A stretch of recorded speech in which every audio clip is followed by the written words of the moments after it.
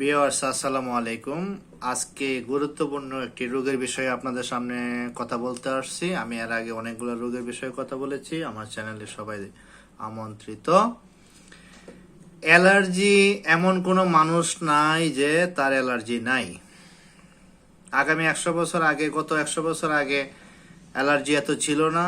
এখন শতকরা 3 জনে একজন অ্যালার্জি,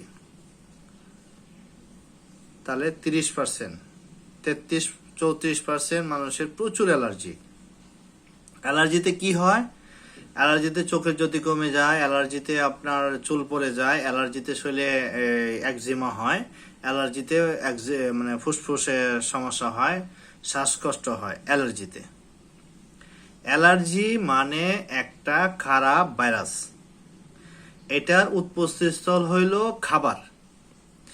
যে খাবার আপনার বডি চিনে না, মানে আপনার বডি যে ইমিউনিটি আছে, ডাইজেশন যারা আছে, যে জিনিসটা তারা কন্ট্রোল করে, তাদের সাথে তার কোনো ভালো সম্পর্ক নাই।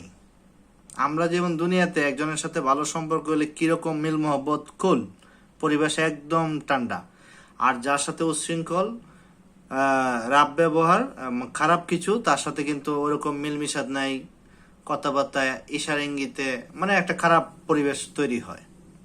ঠিক এরকম খারাপ ব্যাকটেরিয়া, খারাপ ভাইরাসের বেলাও অ্যালার্জি এরকম কাজ করে। অ্যালার্জি নাম মাত্র একটা রোগ, কিন্তু তার কাঁচামালটা হয়েছে খারাপ ভাইরাস। তারা বিভিন্ন গ্রেডে হইতে পারে। মানুষের বেলাও যেমন সাদা আছে, সুন্দর আছে, উঁচা আছে, লম্বা আছে, খাটো আছে। ভাইরাসের বেলাও এক একজন এক এক জায়গা। যেমন হজমের জায়গায়, লিকি গার্ডের জায়গায় একরকম, যখন হজম হয়ে ব্লাড হিসেবে চলে আসে তখন কিছু ভাইরাস চলে যায়।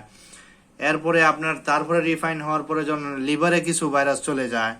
এইভাবে ধাপে ধাপে পর্যায়ক্রমে কিছু না কিছু, যেমন পানি গেলে ছোট ছোট মাছ চলে যায়, পানি গেলে মাছ যাবেই, পানি হইলে মাছ হবেই। ঠিক এরকম সূত্র আছে যে আপনার হজমের থেকে শুরু হয়, হজমের পরে ব্লাডে আসে, ব্লাডের থেকে লিভারে যায়, লিভার থেকে যখন ডাইজেশনে এটিপির মাধ্যমে শক্তি অর্জন করতে যায়, তখনও কিছু ভাইরাস আপনার স্কিন ডিজিজ তৈরি করে, বা সম্মিলিতভাবেই। মোট কথা, আপনার যে ইমিউনিটি আছে, আপনার যে ডাক্তার আছে যে আপনাকে এতদিন ভালো রাখছিল, যে আপনাকে কেটে গেলে আপনার জায়গা শুকায় যেত গা, সে হচ্ছে একদম ডাক্তার, তার নাম হচ্ছে ইমিউনিটি। সে যদি দুর্বল হয় তাহলে আপনার অ্যালার্জি হবে। আপনি দেখবেন পৃথিবীতে যারা সুপারস্টার, হ্যাঁ, বডি মানে 100% ফিট, যেমন মনে করেন বিশ্বকাপে ক্রিকেটার বলেন বা ফুটবলার বলেন, তাদের কিন্তু অ্যালার্জি নাই। কেন নাই? কারণ তাদের নিঃশ্বাস ভালো, তাদের দম minimum 1.5 minute, 2 minute, 2 minute plus, তাদের ইমিউনিটি ভালো। ঠিক আপনি তাহলে সূত্রটা বুঝে নেন। আপনার যদি ইমিউনিটি ভালো হয়, আপনার দম যদি 2 মিনিট প্লাস হয় বা 1.5 মিনিট প্লাস হয় বা আরো বেশি হয়, আপনার যখন এনার্জেটিক বডি থাকবে, তখন কিন্তু অ্যালার্জি আপনাকে ঘায়াল করবে না। শুধু দুর্বলের জন্য অ্যালার্জি, দুর্বলের জন্য অ্যালার্জি, আইবিএস, হ্যাজমা, চুলকানি, সর্দি, কাশি, এগুলো সব কিন্তু আপন ভাই বেড়াদার, একই মার সন্তানেরা। কেউ ছোট আকারে যখন থাকে তখন টক্সিন আকারে থাকে, যখন এটা বড় আকার দান করে একবার লাস্ট জন্ম তখন হাঁফানি বলে বাংলায়, আর এই রোগের বেলায় অ্যাজমা। আর স্কিনে যখন থাকে চুলকানি, ছোট ছোট ফুসকুরি, যখন এটা বড় আকার ধারণ করে তখন কিন্তু এটা একজিমা।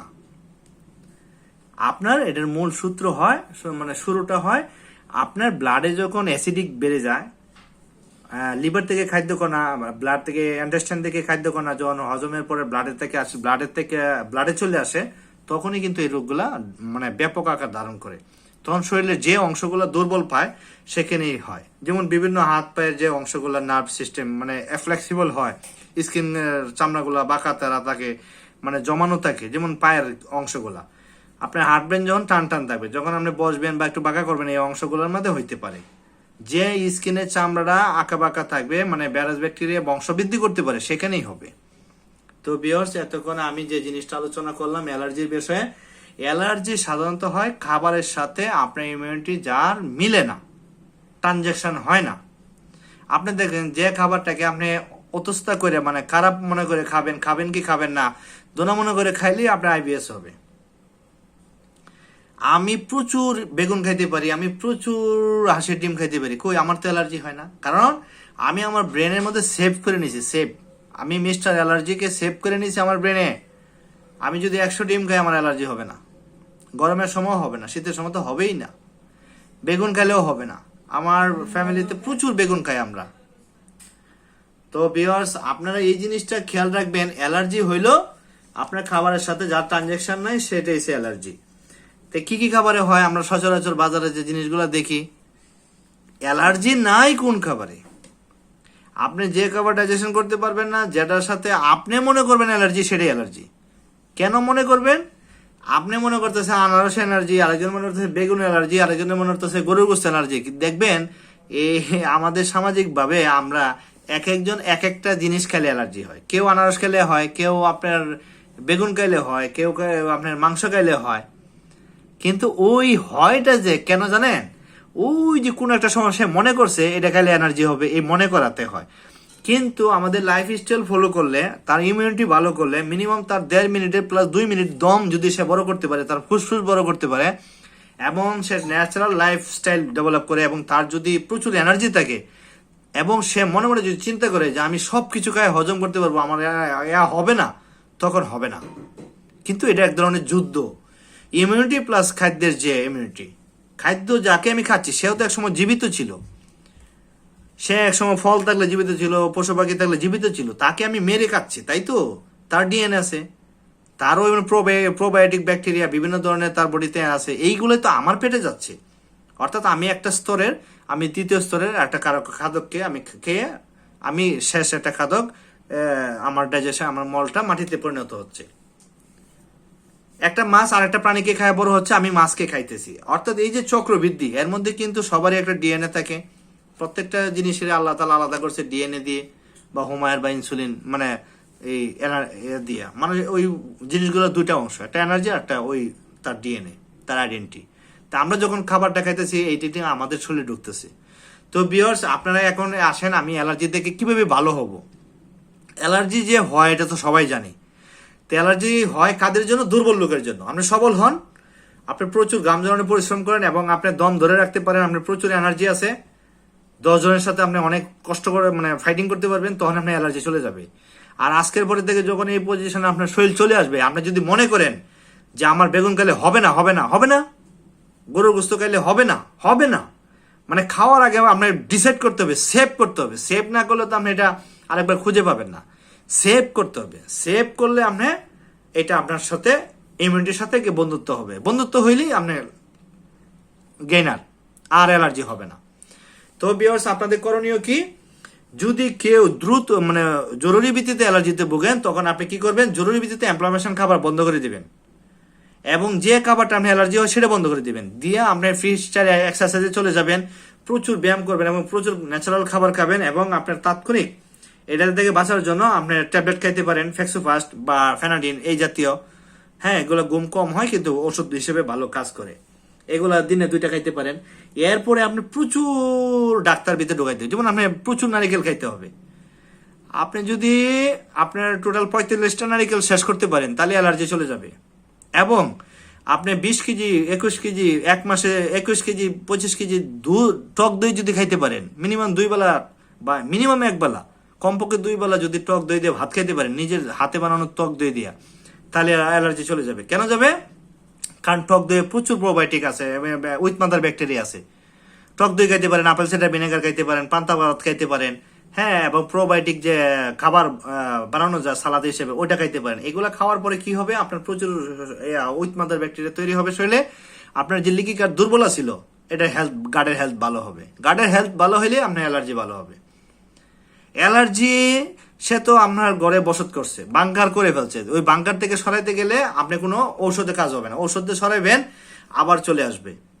আপনি একটা বাড়ি দখল করতে গেছেন, বাড়ি দখল করলেন, দখল করে চলে আসলেন, বেড়া দিলেন না, কেউ রাখলেন না, একটু পরে বাড়ি আবার দখল হয়ে গেছে। এখানে কি করতে হবে? ভালো করে দেওয়াল করতে হবে, ভালো সিকিউরিটি দিতে হবে, আর্মস দিয়ে কেউ বসায় রাখতে হবে, তাহলে বাড়ি আপনার দখলে থাকবে। তা আমাদের বডির গার্ডগুলো কেমন দখলে থাকবে? উইথ মাদার ব্যাকটেরিয়া ডেভেলপ করবেন প্রচুর, একটার জায়গায় 10টা দিয়া ফাইটিং লাগাই দিবেন। একসময় ফাইটিং করে যখন দুর্বল ব্যাকটেরিয়া করে চলে যাবে, 10টার সাথে 2টা 3টা পারবে না, 5টায় পারবে না। ওরা আপনার রয়েছেন 100 বাড়াই রয়েছেন, ডেলি আপনি খাইতেছেন, ডেলি আপনার প্লাস হইতেছে আর ওকালে মাইনাস হইতেছে, কারণ আপনি তো খারাপ খাবার খান না। একটা পর্যায়ে এসে এদের সংখ্যা বাড়ছে, এর সংখ্যা দুর্বল হয়েছে, অটোমেটিক আপনি ও সরে গেছে গা। আমরা জন্মগত ভাবেই মনে করেন 30-70 ভাইরাস নিয়ে জন্ম নিছি।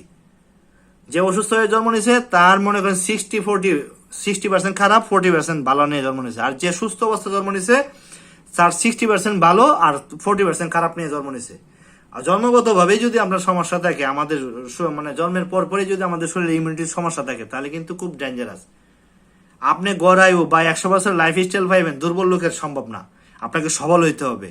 এমনি এমনি আপনি আয়ু পেয়ে যাবেন, 100 বছর বাঁচবেন, কোনোভাবে আশা করতে পারবেন না। আপনি বডি স্ট্রাকচার ডেভেলপ করেন, আপনি ইমিউনিটি ভালো করেন, আপনি নিজে সবল হন, আপনার ফ্যামিলি থেকে, আপনার বংশ থেকে, আপনার যে উড়োজাহাজ যারা আসবে এরাও এস্টাবলিশ থাকবে। আপনি দুর্বল, গোজা হয়ে হাঁটেন, দুর্বল, কথা বলতে পারেন না, কথাই বের হয় না মুখ থেকে, আপনি 100 বছর আশা করেন, আবার আপনার বাচ্চা কাচ্চা হাই আলাদা আশা করেন, হবে না, হবে না। বীজ ভালো না, গাছ ভালো না, ফসল ভালো না। ফসল ভালো করতে গেলে বীজ ভালো করতে হবে। তো ভিউয়ার্স, একটা থেকে আরেকটা চলে গেলাম। অ্যালার্জি তাহলে মূল বিষয় কি? প্রোবায়োটিক খাবার খাবেন, যদি জরুরি সমস্যা হয় তবে এই 2টা ট্যাবলেট আছে, ফ্যাক্সোভাস্ট এবং ফেনাডিন, এটা 2 বেলা খাবেন। কিন্তু 1 মাসে 30টা নারিকেল শেষ করতে হবে বা 20টা নারিকেল শেষ করতে হবে। 1 মাসে 20 কেজি 21 কেজি টক দই খাইবেন, তাহলে অ্যালার্জি চিরতরে চলে যাবে। হ্যাঁ, 2 বছর 5 বছর 10 বছর পরে আসলে আবার এরকম শুরু করবেন। আর এটা তো আপনার কষ্টের কিছু নাই। আপনি যখন এই খাবারটা খাবেন তখন কি হবে? আপনার অন্যান্য খাবার কমে যাবে। আপনি এই খাবারটা খাইলে, আপনি যেমন আজকে একদিন সারাদিন নারিকেল খাইলেন, ডিম খাইলেন, বাদাম খাইলেন, দেখবেন যে এই দিন আর আপনার অন্য কোনো খাবারই লাগছেন, তাহলে সেভ হইল, সমান সমান। তো ভিউয়ার্স, এভাবে চলবেন। অ্যালার্জির মূল সমস্যা এটা। আর এর ছাড়া যদি পৃথিবীর কোনো পার্সন ঔষধ দিয়ে অ্যালার্জি ভালো হইতে চান, প্রমাণ দেখাইতে পারেন, আমার লাইটে, আমার চ্যানেলে এসে কমেন্ট করতে পারেন। আমি বাজি ধরতে পারি সম্ভব না, ঔষধ দিয়া সম্ভব না, সম্ভব প্রিভেনশন। আপনি যা খেয়ে অসুস্থ হয়েছিলেন তা থেকে বিরত থাকে চিকিৎসা, 100%, 99%। আর ওষুধ হচ্ছে ফোর্স সেজের জন্য জরুরি। আপনার গলার গিটটা লাগছে, ধাক্কা দিয়ে সরাই দিলেন, কিন্তু সবসময় গিটটা লাগালে তো ধাক্কা দেওয়ার সময় পাবেন না। এমন সময় গিটটা লাগবে, দেখা যাচ্ছে আপনার হাতের কাছে কিছুই নেই, ধাক্কা দিবেন কেমনে? অর্থাৎ এইভাবে শরীরকে নষ্ট করবেন না। আপনার ব্যক্তিত্বকে ঠিক রাখেন, আপনার ইমিউনিটিকে ঠিক রাখেন, আপনার সব কিছু এস্টাবলিশ করতে হবে। অ্যালার্জি একলা আসে না, ওর সাথে অনেকেই আছে, ওর সাঙ্গপাঙ্গ আছে আরো। তো এইভাবে চিন্তা করবেন। সাময়িক যদি কেউ অসুস্থ হন, এই ধরনের ওষুধ খাইবেন আর প্রোবায়োটিক খাবার বাড়াবেন। লিকি গার্ড দুর্বল করেন। অ্যালার্জির সাথে অনেক কিছু সম্পর্ক। অ্যালার্জি হয় পেটে উপকারী ব্যাকটেরিয়া কমে গেলে, যেসব খাবার ব্রেনের সাথে অ্যাডজাস্ট হয় না সেই খাবারগুলো লিকি গার্ড, সেই খাবারগুলো খাইলেই হয়। এবং লিকি গার্ড দুর্বল হলে এই সমস্যা হয়। চিকিৎসা: প্রোবায়োটিক, টক দই, আপেল সিডার ভিনেগার, লেটুস পাতা, ফ্লেক্সোফাস্ট, 120 mg ট্যাবলেট আছে, 140 mg ট্যাবলেট আছে। সরিষার তেল ছাড়া সব তেল বাদ দিবেন। এমন খাবার না খাওয়া, তাতেই ভালো থাকবেন। অ্যাজমার চিকিৎসা এটাতে ভালো হবে। হাঁফানি চিকিৎসাও এভাবে ভালো হবে। আপনি শরীরে অ্যালার্জি রেখে কোনোদিনই হাঁফানি ইনহেলার ইউজ করে আপনি বাঁচতে পারবেন না। অর্থাৎ ঘুরায় আপনি চিকিৎসা করতে হবে। তো ভিউয়ার্স, আমার কথাবার্তা যদি আপনাদের উপকার হয়, হ্যাঁ, কোনো বিষয়, আমি একদম সাবলীল ভাষায়, বাংলা ভাষায় বলি। আমি সবার সাথে, আমি সারা পৃথিবীতে একটা মডেল আইকন হইতে চাই, এই জন্য যে মানুষের সামনে আমি ন্যাচারাল ভাষা, আমার মাতৃভাষায় দিয়া, একেবারে মানুষ যেন বুঝে সেই ভাষা দিয়া তার সামনে আমি উপস্থাপন করতেছি। ইনশাল্লাহ আমার সাথে থাকবেন। আমি ভবিষ্যতে এইসব বিষয়ে, যারা পৃথিবীতে নতুন নতুন সায়েন্স যেগুলো আসে আপডেট, এই ভাষণগুলো আমি আপনাদের সামনে আবার নিয়ে আসবো। একদম সহজ ভাষায় কথা বলি, মোটা দাগে আমি যেটা বলছি আপনি প্রয়োগ করেন, ইনশাল্লাহ 72 ঘন্টার ভিতরে রেজাল্ট। আর পৃথিবীতে প্রত্যেকটা মানুষ কথা বলে ভালো, ওকে, সবাইকে সেলুট। আমি ভালো বলে, আরেকজন ভালো বলে, সবাই ভালো বলে, ফাইন। কিন্তু প্রয়োগ করবেন। প্রয়োগ করার পরে যার রেজাল্ট ভালো তাকে আপনারা নেবেন, আর নাহলে নেবেন না। অ্যাজ ইউ উইশ, আপনার ইচ্ছা। আপনি ইচ্ছা করলে একজনকে হিরো বানাইতে পারেন, আপনি ইচ্ছা করলে একজনকে জিরো বানাইতে পারেন। ভিউয়ার্স, আমি যারা দেখি সে হিরো, আমি যারা দেখি না সে জিরো। ভিউয়ার্স, ইনশাল্লাহ এই বিষয়গুলো খেয়াল রাখবেন। নিজে মোটিভেটার হবেন, নিজে মোটিভেশনাল হবেন, নিজে ডাক্তার হবেন। কারণ আপনি নিজে একজন ডাক্তার। কারণ আপনার যে অংশ কেটে যায় এটা এমনি এমনি শুকায় যায়, ছোটখাটো কাটা ছেড়ে এমনি শুকায় যায়, তাহলে কে শুকায়? এই জিনিসগুলো ওদেরকে বাঁচান, ওদেরকে হেল্প করেন। আরো আমি এর পরবর্তীতে বন্ধ্যাত্ব আছে, যৌন চিকিৎসা আছে, কোমর ব্যথা, হাঁটু ব্যথা আছে, ফ্যাটি লিভার আছে, গ্যাস্ট্রিক আছে। হ্যাঁ, আমি পর্যায়ক্রমে অন্যান্য যে রোগগুলো, এগুলো বিষয়ে আমি আলাপ করব।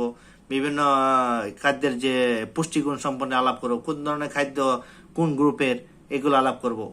হ্যাঁ, কোন ওষুধগুলা কোন মেডিসিন গ্রুপের, একটা হরমোনাল ওষুধ, একটা অ্যান্টিবায়োটিক মেডিসিনাল ওষুধ, একটা হচ্ছে আপনার ভাইটামিন মেডিসিনাল ওষুধ। ওষুধ খালি হইলেই হবে না, ওষুধের গ্রুপ আছে। তো ভিউয়ার্স, এই বিষয়গুলো খেয়াল রাখবেন, আমার সাথে থাকবেন। আসসালামু আলাইকুম।